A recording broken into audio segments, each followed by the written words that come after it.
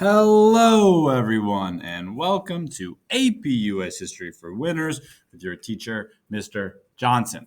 Last time we talked about the development of the middle class and reform in the Gilded Age, and today we are talking about controversies over the role of the government in the Gilded Age. So, if you are ready, let's begin. First thing we need to know is this term. We've talked about it before, but this term is really important to know, laissez-faire. So make sure that you know this definition, star it, underline it. Here we go. All right. So laissez-faire is a government policy of not regulating the economy. It is hands off the economy. The government is going to let the businesses alone. They're going to let the businesses do what they want to do. And the idea here is that the government thinks that this is the best way to grow the economy. They think that if the government gets too involved and makes rules and restrictions on businesses, that businesses are not going to be able to grow. So the government is not regulating the economy. Really important. All right. So where does this idea come from? Now, this is, 100 years prior, but it comes from this guy pictured on the right, Adam Smith. He's an important name to know. And in 1776, he writes a book called The Wealth of Nations. And his argument in this book is that markets should be regulated by the, quote, invisible hand, unquote, of supply and demand.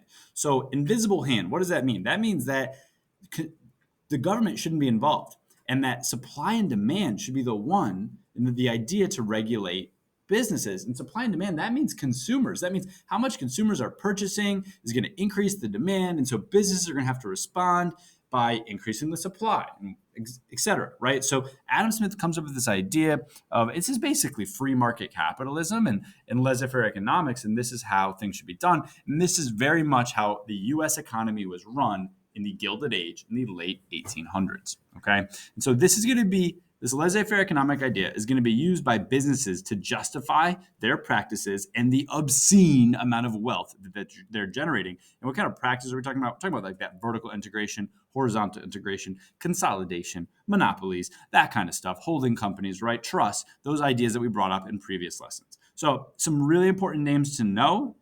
Andrew Carnegie, talked about him before. He is a steel business guy.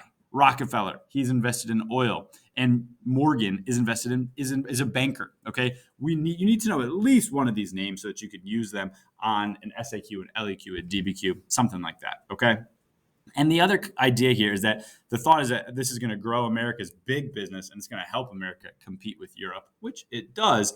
However, there are some downsides. Okay. So workers do not appreciate laissez-faire, right? And because businesses take advantage of workers, workers have to work long hours.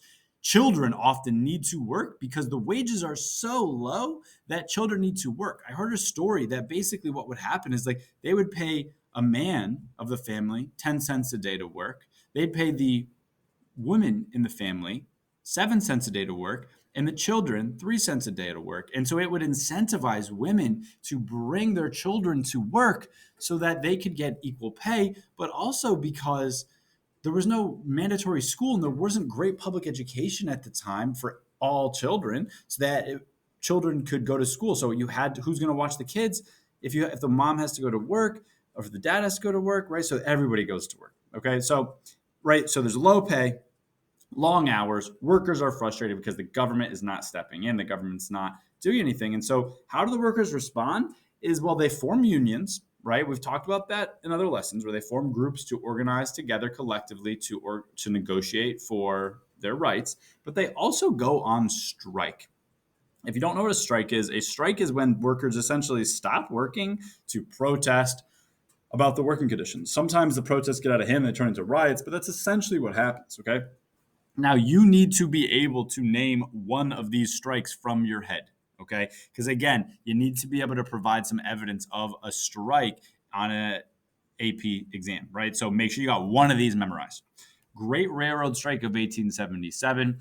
Basically, the workers are frustrated because the railroad company cuts their wages, and the president at the time, Hayes, Rutherford B. Hayes, he actually sides with the railroads. Okay. And he says, look, the railroads are right to do this. And they figure out a way to make it so that the workers have to go back to work. The Homestead Strike in 1892. This is at a Carnegie steel plant where Carnegie cuts workers' wages by 20%. Workers are upset. They go on strike. And what's the government do? They side with the business, right? And the government actually in the business calls in these people called strike breakers. And strike breakers are people you can see in the top right here that are used to intimidate strikers. And sometimes there's use of violence, and sometimes workers are killed because they're protesting instead of going back to work. Okay, pretty extreme. Last one, the Pullman strike. This is in 1894. Basically, this was on Pullman Palace cars, were these really luxury railroad cars, and workers go on strike because they're upset about lack of pay. And who does the government side with? The businesses, right? And Grover Cleveland, the president at the time, brings in the troops, the soldiers, to end the strike. Okay, and there's often violence committed on the strikers during these strikes. And that shows that the government is supporting businesses and workers are frustrated. So, again, make sure you have one of these. They're basically all the same idea, right? Workers go on strike to get better conditions, better pay. Government sides with the businesses. Just make sure you can name one as an example of it. All right, last thing to know for today, and it's a little different than the other slides, but AP wants us to know it, and it's about the U.S.'s foreign policy at the time. Now, we've kind of talked about these ideas before, but let's go over it again. Okay, so the U.S. government in the late 1800s wants to become more influential around the world, and they want to find a way to gain control of markets and make money. So this is an important concept. Why is the U.S. getting involved in other countries? Money. Okay, the U.S. wants to make money. They also want to get influence. Money's the main reason here. All right, so in the Pacific Rim, so this Pacific Ocean, for example, the U.S. annexes Hawaii. And as you can see pictured here, one of the big major reasons they annexed Hawaii was the sugar trade. There's a ton of money to be made off of sugar that they can grow in Hawaii and even pineapples, right? In Asia, we talked about previously before China and the open door policy. That's where America wants to compete with Europe over the chance to imperialize China, okay, and get a piece of China's markets and China's resources, money, okay? And Latin America will focus a lot more on this next unit, but America actually goes to war with Spain. It's in the Spanish-American War, and Teddy Roosevelt creates something called the Roosevelt Corollary to the Monroe Doctrine, where he basically emphasizes the idea that Latin America is the United States' responsibility, and the United States wants the most influence over those areas compared to Europe. So just know, all these are different examples of the way the U.S. government wants to get influence and make more money. All right, that is it for our notes on controversies over the role of government in the Gilded Age. Let's go over our big ideas. One, what is laissez-faire policy? You better know that. Who does it help? Why is it used? Two, name a strike from your head. Try to explain it. They're all pretty similar. Number three, what is Americans' foreign policy in the late 1800s and why? All right, that is it. Thank you so much for watching. I will see you next time.